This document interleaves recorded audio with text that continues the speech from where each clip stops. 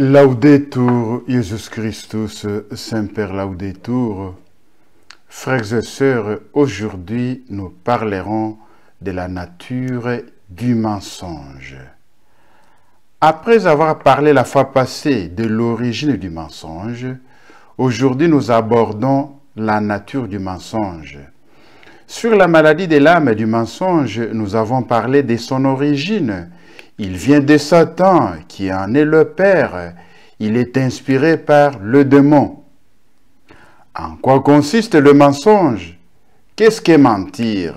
C'est une question qui devrait nous préoccuper, car la parole de Dieu affirme que tout homme est menteur. Psaume 116, verset 11. Tout homme non encore transformé par la grâce de Jésus-Christ est imprégné par l'esprit du mensonge. Il est sous l'influence du menteur et il a besoin d'en être libéré. Seule la Vierge Marie, par son immaculée conception, en a été totalement préservée. Libéré de l'esprit du mensonge, lors de son baptême, l'homme nouveau qui en sort devra tout au cours de sa vie lutter pour servir la vérité, pour la défendre et la répandre dans le monde. Il pourra à certains moments être convaincu par l'antique serpent et être victime de ses tromperies secrètes, mais ce ne sera jamais sans une certaine complicité.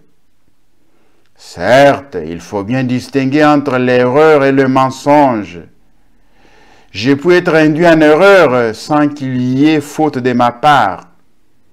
J'ai pu me tromper sur l'appréciation de ce qui est réel sans aucune mauvaise volonté. Ce que j'affirmerai alors sera faux et pourra paraître du mensonge sans l'être formellement. Le mensonge consiste à affirmer comme vrai ce qu'on sait ou pense être faux. Dans le mensonge, il y a toujours une volonté de nier la vérité connue ou de nier ce qu'on croit être la vérité. Induire les autres en erreur fait partie du mensonge comme conséquence immédiate, mais non comme étant son élément essentiel qui est proprement la volonté de nier la vérité. Mentir, c'est donc parler contre sa pensée, avec l'intention de tromper. Ne pas dire tout ce qu'on pense n'est toutefois pas un mensonge. On peut vous faire des questions sur des sujets déterminés et vous ne voulez pas révéler les choses que vous avez vues qui pourraient provoquer des problèmes, avoir des conséquences. Lorsque vous ne répondez pas à la question, vous ne mentez pas. Donc, on n'est pas appelé à dire tout ce qu'on sait, tout ce qu'on garde dans son cœur.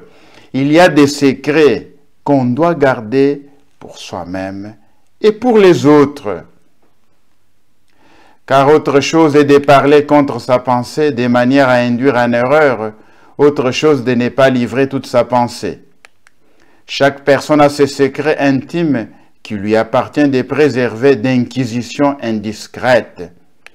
Il y a des gens qui posent toujours des questions indiscrètes, qui veulent savoir tout sur vous ou sur les autres. Sachez qu'il y a des questions auxquelles vous n'êtes pas obligé de répondre. Si quelqu'un vous pose une question indiscrète, demandez-lui à quoi cela va vous servir, à quoi cela va changer votre vie. Est-ce que c'est vraiment nécessaire que vous le sachiez? Alors, confiez à tous sans discernement ces secrets plutôt que de la franchise serait de la pure naïveté, sinon de la bêtise. Il y a des gens qui disent, non, moi je suis honnête, je dois dire tout ce que je sais, non, tout ce que je fais. Non, ça s'appelle naïveté ou bien bêtise.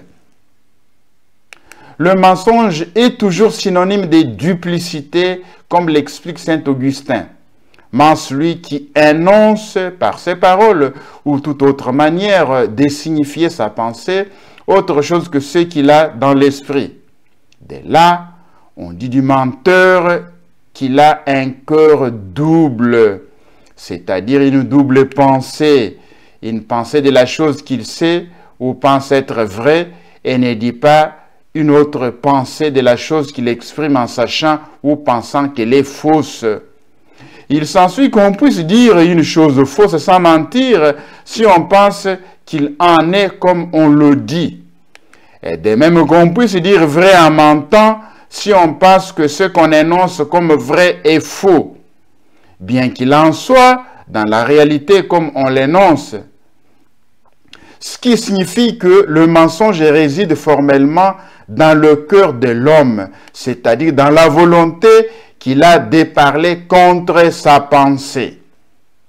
Certaines paroles fausses en elles-mêmes, dites sans aucune intention de parler contre sa pensée, ne constituent donc pas des mensonges. La fois prochaine, nous parlerons des formes des mensonges, de l'hypocrisie, des espèces de mensonges. Terminons par la prière du gloire au Père en latin. Gloria Patri et Filio et Spiritui Sancto, sicut era in principio, et nunc et semper et in saecula saeculorum. Amen. Laudetur Iesus Christus, semper laudetur.